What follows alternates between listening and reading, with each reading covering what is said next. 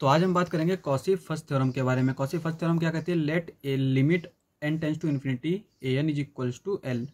अगर a n की limit हमें एल दे रखी है, then limit of a1 plus a2 plus dash dash dash plus an upon n, इसकी लिमिट क्या आएगी? l आएगी। यानी अगर हमें कोई सीक्वेंस इस तरह से दे रखी हो और हमें इसकी लिमिट अगर निकाल ली तो हमें पूरी सीक्वेंस की लिमिट मिल जाएगी। यहाँ पे एग्जांपल देख सकते हैं, 1/n plus 1/2 plus 1/3 plus dash dash dash plus 1/n।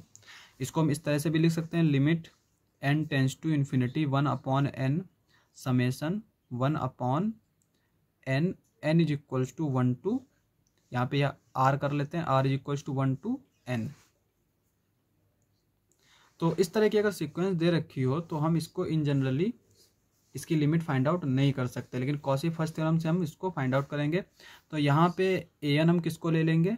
1/n को। और लिमिट अगर इसकी हम फाइंड आउट करें, limit n tends to infinity 1/∞, अगर 1 टेंस टू इन्फिनिटी है तो ये कहाँ जाएगा? 0 पे जाएगा। तो ये इसकी लिमिट क्या आ जाएगी? 0। तो इसका मतलब ये पूरी सीक्वेंस की लिमिट क्या आ जाएगी? 0 आ जाएगी। दूसरा एग्जाम्पल देख लेते हैं। यह एग्जाम्पल दे रखा है, limit n tends to infinity 1/n 2 plus 1+1/2 की पावर 2 प्लस 1+1/3 की power 3 plus dash dash dash plus 1+1/n की पावर n। तो अगर इसको हम जनरल फॉर्म में लिखें तो किस तरह से लिखेंगे? n tends to infinity 1/n summation r is equals to 1 to n 1+1/r की पावर r। इसकी हमें लिमिट फाइंड आउट करनी है। अब इसको अगर हम इस तरह से डायरेक्टली सॉल्व करना चाहें तो पॉसिबल नहीं होगा। तो यहाँ पे भी हम कॉची फर्स्ट थ्योरम यूज करेंगे। तो यहाँ पे हम इसको मान लेंगे ए एन है, और इसकी लिमिट क्या आएगी हमारी? हम जानते हैं कि अगर 1 की पावर इन्फिनिटी फॉर्म बन रही हो, limit x tends to a हो, f ऑफ x की पावर g ऑफ x हो, तो हम इसको किस तरह से लिखते हैं? e to the power limit x tends to a f of x minus 1 g of x, यहाँ पे ये मल्टीप्लाई करते हैं, ठीक है। तो यहीं पे हम यहाँ पे इसी का इस्तेमाल करेंगे। यहाँ पे हमने f ऑफ x मान लिया इसको 1+1/n को, और g ऑफ x मान लिया n को। तो यहाँ पे अगर हम रखेंगे 1+1/n तो 1 से 1 कैंसिल आउट हो जाएगा। यहाँ पे 1/n बचेगा, जब हम n से मल्टीप्लाई करेंगे तो ये 1 आ जाएगा। तो इसकी लिमिट क्या आएगी? e आ जाएगी। तो इस पूरी सीक्वेंस की लिमिट क्या आ जाएगी? e आ जाएगी। तो ये कॉची फर्स्ट थ्योरम का एक पहला फॉर्म है। इसका सेकंड फॉर्म भी होता है, वो किस तरह से होता है?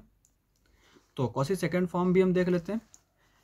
Cauchy second form of the first theorem on limits if an converges to l and an is greater than 0, then a1 into a2 into dash dash dash an की power 1/n is equals to l। तो यहाँ पे क्या हुआ? जहाँ पे plus था वहाँ पे डॉट हो गया, और जहाँ पे जो है अपॉन में था वो पावर में चला गया। तो इसका इस्तेमाल तो हम हमेशा कर सकते हैं। जैसे कि अगर हम एक सीक्वेंस है an+2 is equals to an+1/2, इसकी जो लिमिट आती है वो क्या आती है हमारी? l is equals to 2a1 plus 2a2/3 ये आती है।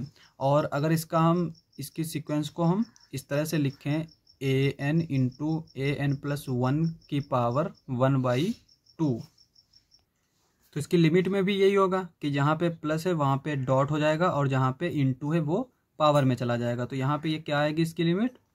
a1 इंटू, ये इंटू में है तो ये पावर में जाएगा, a2 स्क्वायर 1/3, ये इंटू में है तो ये भी इसकी पावर में जाएगा 1/3। तो इस सीक्वेंस की लिमिट क्या आ जाएगी? ये आ जाएगी। तो कभी भी अगर कोई सीक्वेंस दे रखी है, उसका एक फॉर्म जो है वो प्लस और इंटू में दे रखा है, तो उसकी अगर हमें लिमिट पता है तो हम उसी के जो डॉट और इस तरह का फॉर्म आएगा तो उसकी हम लिमिट फाइंड आउट कर सकते हैं। तो हम यहाँ पे कॉची सेकंड थ्योरम देख रहे थे। एग्जाम्पल नंबर पहला, लिमिट दे रखी है 2 इंटू 3/2 का स्क्वायर इंटू 4/3 का square plus dash dash dash plus dot dash dash dash dot n+1/n की पावर n, और इसका होल हमने ले रखा है 1/n। तो इसको अगर हम इन जनरल ऐसे ही सॉल्व करने की कोशिश करें तो हम इसको सॉल्व नहीं कर सकते। तो हम यहाँ पे भी कॉसी फर्स्ट थ्योरम इस्तेमाल करेंगे। यहाँ पे हमने an ले लिया, इसको an इज इक्वल्स टू क्या है, n प्लस 1 अपॉन n की पावर n। इसको हम सिंप्लीफाई करके लिखें तो 1 प्लस 1 बाई n की पावर n आ जाएगा। और इसकी लिमिट अभी हमने फाइंड आउट करी थी तो क्या आई थी, e आई थी। तो इसका मतलब इस सीक्वेंस की लिमिट क्या आ जाएगी, e आ जाएगी। एक और एग्जांपल ले लेते हैं।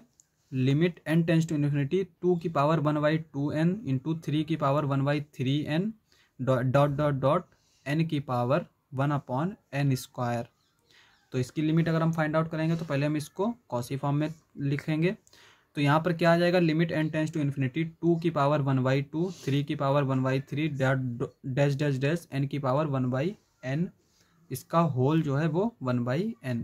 यहाँ पे हम an ले लेते हैं, n की पावर 1 बाई n को, और इसकी लिमिट क्या आएगी हमारी, 1 आएगी। इसमें हम किस तरह से लिमिट इसकी फाइंड आउट करते हैं, लॉग लेके।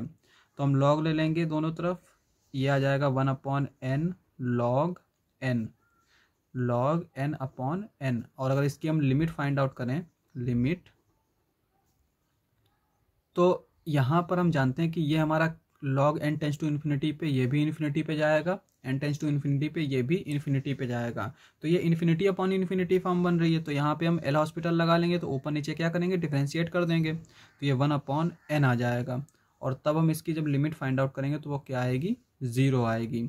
अब हम लॉग अगर हटाएंगे तो क्या आएगा, limit of an is equals to e की पावर 0, ये हो जाएगा 1।